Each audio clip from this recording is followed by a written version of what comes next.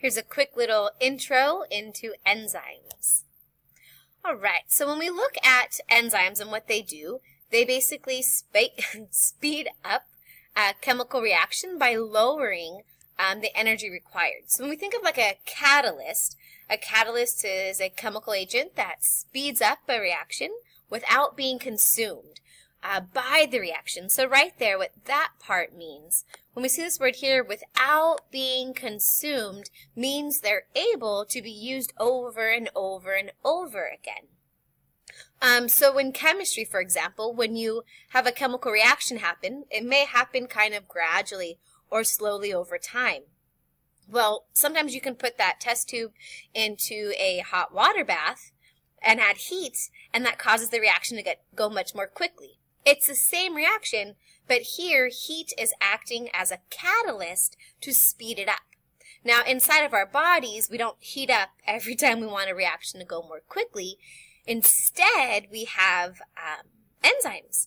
So, an enzyme is a protein made of amino acids, and its job is to speed up or help out chemical reactions that occur inside of us. So when we look at enzymes, they are proteins. Sometimes RNA can act as its own enzyme. We see that in DNA and editing our RNA, but that'll be later. They facilitate. Facilitate means to help chemical reactions, and they're not used up. They can be used over and over and over again, unless, of course, they become destroyed somehow, like denatured, which we'll talk about in a different video. And they work by reducing the activation energy required for that reaction. And so for pretty much everything that happens inside of us, we rely on enzymes. All right, and they're very specific to the reaction that they catalyze. All right. They control the reactions of life, and there's thousands of different enzymes within our cells. Okay, so when we look at enzymes, they are proteins, and they're going to work with the substrates. So when we look at vocabulary that deals with enzymes, we have something called a substrate. Now, a substrate is basically the reactant or the beginning products of a reaction. So if I eat some potatoes, like French fries, for example, in those French fries, I have a bunch of sugar molecules hooked together in a chain called starch. Oops, not really good sugar molecules up here, but I'd have a chain, and when I eat those potatoes, those French fries, my mouth waters, and there's enzymes in my saliva that will be breaking these bonds. So right here, this starch molecule, this chain of sugar, is my substrate. It's the beginning part of this chemical reaction. And my enzymes are going to break these bonds into individual glucose molecules. So our substrate, though, is what we start with. It's the reactant in this reaction. And a substrate binds temporarily to the enzyme in an area called an active site. So the active site is where, like if we make this little Pac-Man shape, if here's my enzyme, this area right here is the active site. It's where a substrate will come in and attach. So the substrate attaches like very specifically to its enzyme. The substrate and the enzyme's active site fit together very precisely. And that in that active site is where the chemical reaction is going to occur. So there's your active site. You can see here the substrate shown here in yellow. Right here, substrate, will fit into the active site. The reaction will occur, and then you have your products. So here's an enzyme. There's the active site. The substrate is the beginning parts of the chemical reaction, the reactant. Chemical reaction will occur, and then out comes the products. And look at that active site. It's open and available to be used again. So earlier when we said that it's not consumed, it means it's not used up, that enzyme can do this reaction thousands of times as long as its shape is maintained. Okay, there's your products. Okay, so now I want you to think, what is the difference between a reactant and a substrate? And how are the substrate, enzyme, active site, and products all related? Basically, I'd like you to think about how do enzymes work, explain it to me using all of these words.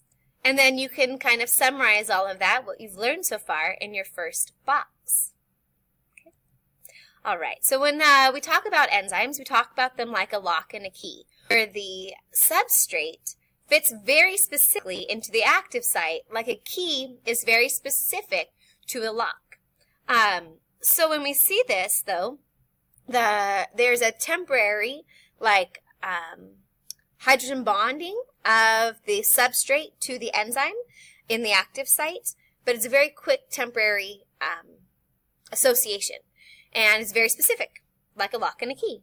However, we've kind of also learned that it might be more accurate to explain how a substrate fits into an enzyme.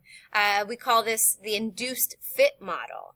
It's a bit more accurate. So in this, there's a very slight change in shape when the substrate attaches. So let's say this is my enzyme, and the substrate comes and attaches. There's a slight change in shape. Just really quickly changes in shape. I like to think of it as like a hug. You have your arms open waiting for the hug. That's the active site. The person comes in and then you hug them. It's a very quick change in shape, but then your arms go back. The protein is not denatured. It can be used again and again. That's a very temporary change in shape leading to a tighter fit. Now, when we talk about changes in shape, we call this a conformational change. The formation of the enzyme changed. So there's a couple times throughout the year where we'll see this word conformational change, and that just means it's a change in its shape. Okay. All right. So, the reason for this change in shape is to bring things together to speed up the reaction. So it could be if the enzyme is building or synthesizing, it'll take two pieces, maybe their amino acids, and bring them closer together so it can remove the water. Or let's say it's breaking, digesting. So maybe you have two amino acids. They're going to break the peptide bond. It would bring them together and then add a water called hydrolysis and separate them. So it just depends on what the reaction is that's happening, but that's induced fit model. So we want to think, how is the induced fit model different from the lock and key model of how enzymes function? And you can summarize that in your box number 2. All right, so now how does it work? So we have two basic types of reactions that will occur in biology. We have synthesis, which is building. So it's where the active site orients the substrates in the correct position for the reaction to build. So with this here, you have an enzyme, the active site. It's bringing maybe two pieces together and connecting them, making the reaction go faster. So in synthesis, we're building. It's how we build proteins, how we build polysaccharides, which are large sugars. It's basically how we build. Then you have digestion. And in this, the active site binds substrate and puts stress on the bonds that must be broken, making it easier to separate the molecules. So here you have an enzyme, your product, or your substrate. Oh, so sorry. The substrate comes in, the reaction occurs, and now you have the products. Okay, so the difference between synthesis and digestion goes in your box number 3. Perfect.